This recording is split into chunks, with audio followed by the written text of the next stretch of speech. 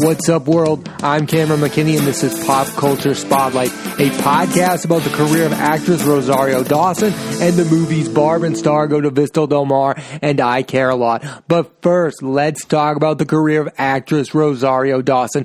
I think Rosario Dawson is one of the most underrated actresses of her generation. She's not quite a leading actress of film, so we don't talk about her when we talk about the best actresses working today. We don't bring her up when we talk about Angelina Jolie, Charlize Theron. She's never mentioned as a movie star, but if you look back at her work, it is so significant, and I think it only continues to get better and better. The first time I noticed Dawson was in Spike Lee's film, He Got Game. I've already talked about in past podcasts how I feel like this is Spike Lee's best movie, and Rosario Dawson is one of the biggest reasons why. She made that role, which is small, feel so big in that movie. She has some great scenes with Ray Allen, especially in those scenes where they go to Coney Island and they go on the Ferris wheel. Watch that movie and see Ray Allen and Rosario Dawson in that movie, and you'll know what I'm talking about. And oh, by the way, she holds her own against Denzel Washington, who at the time was the biggest movie star on the planet, and this was Rosario Dawson's third or fourth film. I mean, that's impressive that at that age she could go up against Denzel Washington and look like a very good actress on the rise. A few years after He Got Game, Dawson re-teamed with Spike Lee on the film 25th Hour with Ed Norton, and also had a pivotal role in Men in Black 2 with Will Smith and Tommy Lee Jones. And even though that motion picture is not very good, Rosario Dawson is one of the few standouts of that film, along with Johnny Knoxville. Something that I find interesting about Dawson's career is that she continues to go back and forth between big-time studio fare and smaller movies. She appeared in Sin City with Jessica Alba and Bruce Willis, and Unstoppable, re-teaming with Denzel Washington and working with Chris Pine. But she also appeared in the independent film A Guide to Recognizing Your Saints,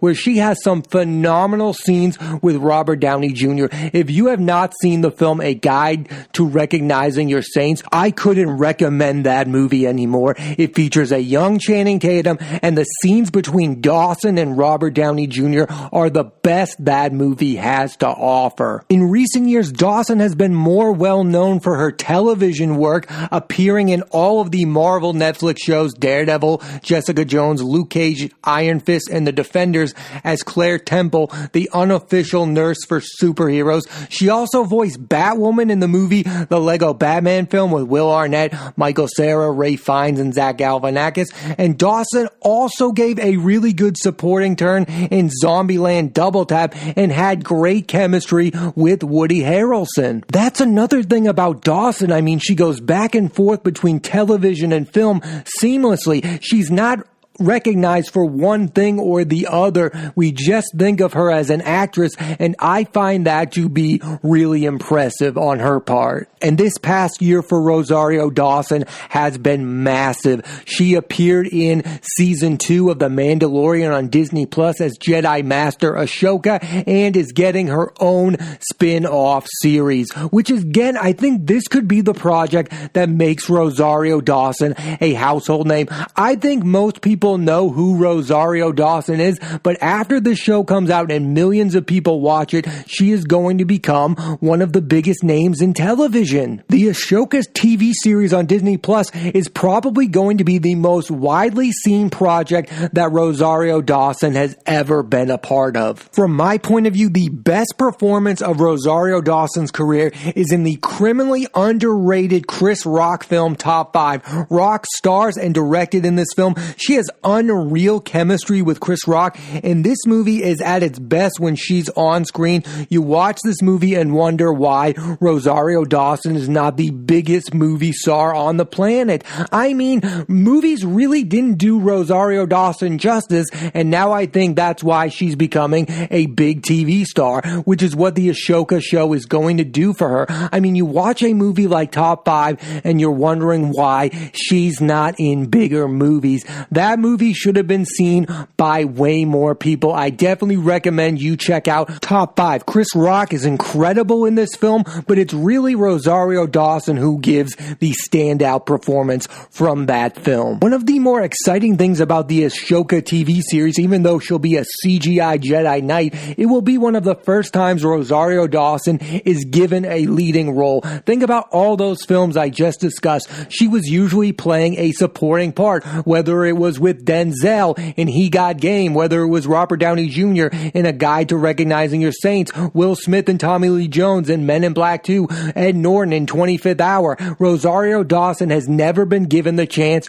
to be the lead of a big-time project like this. In Unstoppable, she had Denzel again with Chris Pine. She was never the lead of big-time movies, and now she's going to be the lead of a big-time Star Wars project that millions upon millions of people are going to pay attention to. And if it ends up being half as good as The Mandalorian, it will not only boost her career, but give Dawson the recognition her career so richly deserves. Here's a list of Rosario Dawson performances I highly recommend. He Got Game, Men in Black 2, 25th Hour, Sin City, A Guide to Recognizing Your Saints, Unstoppable, Top 5, the Lego Batman movie, Zombieland Double Tap, and Season 2 of The Mandalorian. Rosario Dawson is not only one of the best actresses working today, but she is also a star on the rise. Now let's switch gears and talk about the movie Barb and Starr Go to Vista Del Mar. Here's a quick synopsis. After losing their jobs, best friends Barb and Starr leave their small town for the first time ever vacationing in Vista Del Mar, Florida, and end up experiencing the adventure of a lifetime. This is one of the weirdest comedies to come out in quite a long time, and the reactions to this movie seem to be super polarizing. You either love this movie and think it's the funniest thing of all time, or you despise it and think it's a total waste of time. And that's why I think it's weird that I'm somewhere in the middle of those two things. I really enjoyed the movie, but I don't love it. But one of the reasons I did really enjoy it is because of Kristen Wiig. Kristen Wiig got super famous and successful for playing weird, unusual, awkward characters on SNL. So it's no surprise that this is the kind of movie her and her co-star Annie Mumolo would write. They co-wrote Bridesmaids together as well. For Wiig, I would rather her star in irreverent comedies like this than try to be dramatic in Wonder Woman 1984.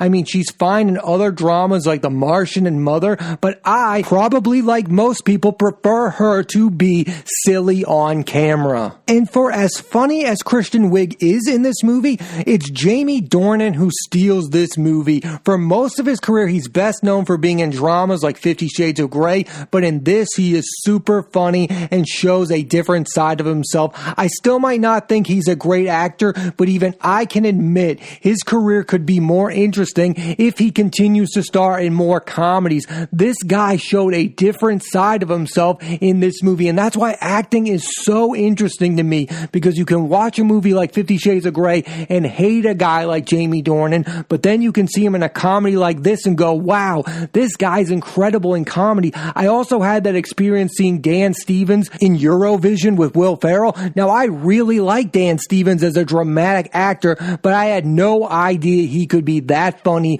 with a guy like Will Ferrell. And the same goes for Dornan, who on screen with Kristen Wiig not only holds his own, but is even funnier than she is. That's super impressive to say about two guys who are known for being dramatic actors. That Dan Stevens is as funny as Will Ferrell in a movie, and that Jaime Dornan is as funny as Kristen Wiig in a movie. I think both of those actors deserve a lot of credit for going up against SNL legendary comedians and being just as funny, if not more funny, than those two stars. I also just think those are two of the best performances of the past year. Jaime Dornan in Barb and Starr Go to Vista Del Mar, and Dan Stevens in Eurovision. They showed a different side of two actors who are best known for their dramatic work. This movie, Barb and Starr Go to Vista Del Mar, is like Austin Powers meets Step Brothers. Some of it really works and some of it really doesn't. And what I thought of when I was done watching this movie is that I think this is the state of where comedy is right now,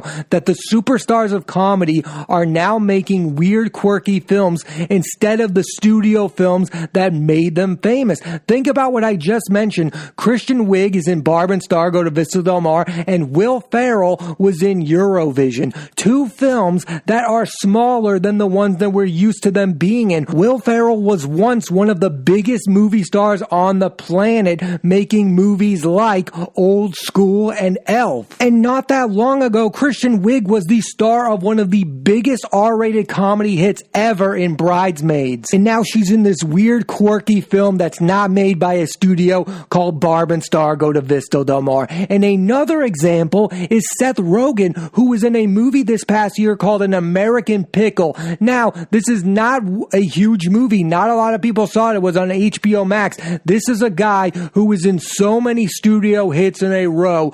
Knocked Up, Superbad, Pineapple Express. I mean, Seth Rogen is one of the biggest names in comedy. But instead of being in a big-time studio film that made a lot of money, he was in a weird, quirky comedy that not a lot of people saw. I enjoyed it. I talked about it on the podcast, but not a lot of people have seen it. And that's the state of comedy right now, is three of their biggest stars are no longer in movies, in movie theaters that people go and pay money for. The days of Jim Carrey, Ben Stiller are over. This is where comedy stars are right now. They are in these weird oddball comedies that are made for a niche audience. Think about what has happened to Will Ferrell, Kristen Wiig, and Seth Rogen when you think about the state of comedies. These were three of the biggest movie stars on the planet, and now they are just making movies on streaming services. Or in Wiig's case, a movie that is not a hit film. This is a smaller, weirder type of movie. This is not Bridesmaids. I guess what I am trying to say is the traditional comedy that does really good at the box office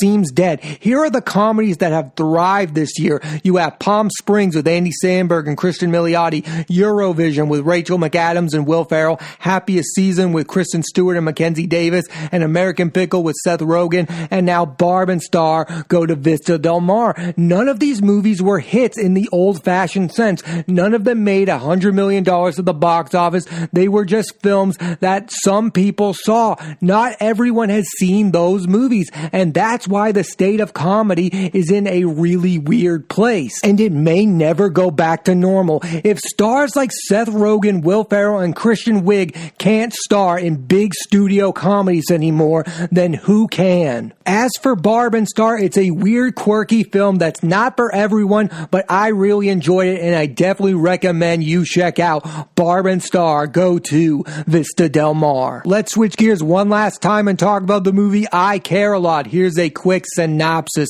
Marla Grayson is a court-appointed legal guardian for the elderly. The problem is she abuses her power, sells their property and possessions to make a profit. This film is crazy and wild and my favorite film of the year so far. It is the #1 movie on Netflix, and its star Rosamund Pike just won the Golden Globe for Best Performance by an Actress in a Comedy or Musical. And I think Pike is terrific in this movie, and I hope she gets nominated for an Oscar for her performance. I think this is her best performance since Gone Girl. She reminds people that she's a movie star. This is how good her performance is in this movie. There are so many other really good performances in this movie, but I kept watching Rosamund Pike. That's how good she is in this movie, that she's just so good that you're only paying attention to her. And that's something that's really hard to do, and not a lot of people pull that off. Like Leonardo DiCaprio pulled it off in Wolf of Wall Street. Jonah Hill is tremendous in that movie. He was nominated for an Oscar, rightfully so. But you watch that movie and you still go, wow, Leo is the reason that movie is magical. And I think that's difficult to do in a movie, let alone from the lead performance. It's so hard to be that interesting for 2 hours, and that's what Rosamund Pike was. She was interesting and entertaining for a full 2 hours. And Pike over the last year has given 2 terrific lead performances in this movie and Radioactive, which I talked about on the podcast previously, where she plays Madame Curry. She is proving she has tremendous range, both dramatically and comedically. I think that's another thing she has in common with the Leonardo DiCaprio performance in Wolf of Wall Street. She is downright hilarious in a movie that has some dramatic elements the same way that DiCaprio was in Wolf of Wall Street.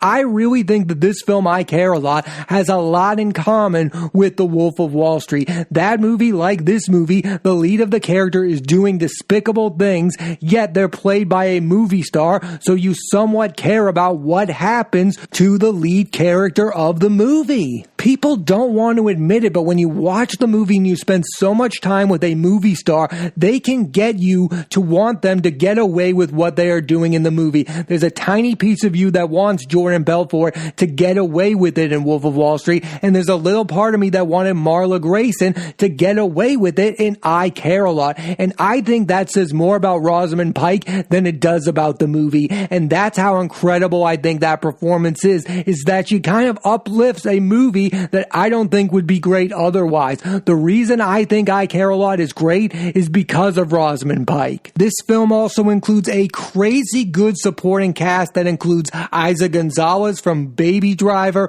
Peter Dinklage from Elf, Game of Thrones, and Free Billboards Outside of Ebbing, Missouri, Chris Messina from Argo and Birds of Prey, Isaiah Whitlock Jr. from Defy Bloods, and Diane Wiest, who is having a great year with this and Let Them All Talk. I think the two standouts from that list are Isa Gonzalez, who most people know from Baby Driver, and Chris Messina, who most people would know from Birds of Prey. He plays the crazy henchman to Ewan McGregor's Black Mask. He is so good in this movie. He's only in about 2 scenes, but his scenes with Rosamund Pike are incredible. And as for Gonzalez, she plays Fran, the girlfriend of Marla Grayson. She has crazy good chemistry with Rosamund Pike. And that's kind of what's interesting about this movie, is that Marla's relationship with Fran gets you to root for the actions of a despicable character. That's what I find most impressive about the movie, is it seems to know, and the director seems to know, how easy it is to get you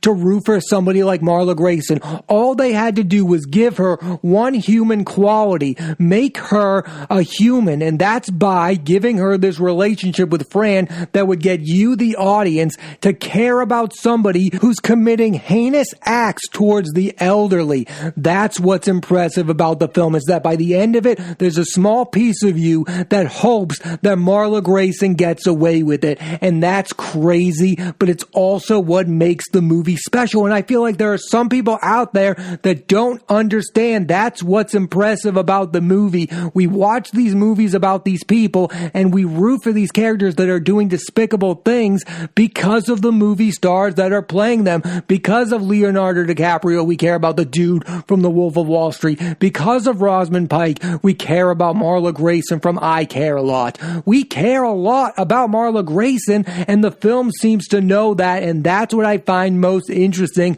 about the movie overall. It seems to know that they are playing with our emotions, getting you to care about somebody who is downright despicable. Not to mention, the film geniusly keeps you on your toes and gets you guessing about what's going to end up happening with Marla Grayson. There are scenes when you think it's over for her and then she gets through it. There are scenes where you think she's going to get caught with what she's doing, but then she gets away with it. The film is playing with your emotions because it knows that deep down, you're kind of rooting for Marla Grayson to do a heinous deed to this elderly person and sell these diamonds to make a fortune. That's what's so interesting about the movie. You start to care about the character of Marla Grayson. There's that scene with Rosamund Pike and Peter Dinklage when they're in the woods and you think that maybe he's about to kill her. And then you get to the end of the film and there's this crazy bonkers ending that I'm not going to reveal because I'm not going to spoil this movie because it was such an event. I mean, it's one of those movies that gets you to pay attention throughout. Another movie that I would compare it to is Uncut Gems, another movie where Adam Sandler is playing this despicable guy in Howard, but somehow by the end of the movie, you kind of care about Howard. That's what movie stars do. You care about these despicable characters because Leonardo DiCaprio, Adam Adam Sandler and Rosamund Pike are impressive movie stars that get you to care about the characters they are playing. And that's what's so interesting about I Care a Lot. And that's why I care a lot about the movie I Care a Lot. I think it's one of the best movies of this year. And I really do hope that Rosamund Pike gets an Oscar nomination because she deserves it. She is one of the best actresses on planet Earth right now. I definitely recommend you watch I Care a Lot. Thanks for listening to this edition of Pop Culture Spotlight. I'm Cameron McKinney. There'll be a new episode of the podcast every Thursday on Apple Podcasts and iTunes. And this week I put the spotlight on the career of actress Rosario Dawson and the movies Barb and Starr Go to Vista Del Mar and I Care a Lot. Next week I'm putting the spotlight on the movies The Informer starring Joel Kinnaman, Rosamund Pike and Clive Owen, and Ammonite starring Kate Winslet and Saoirse Ronan. So tune into that and please rate, review, and subscribe.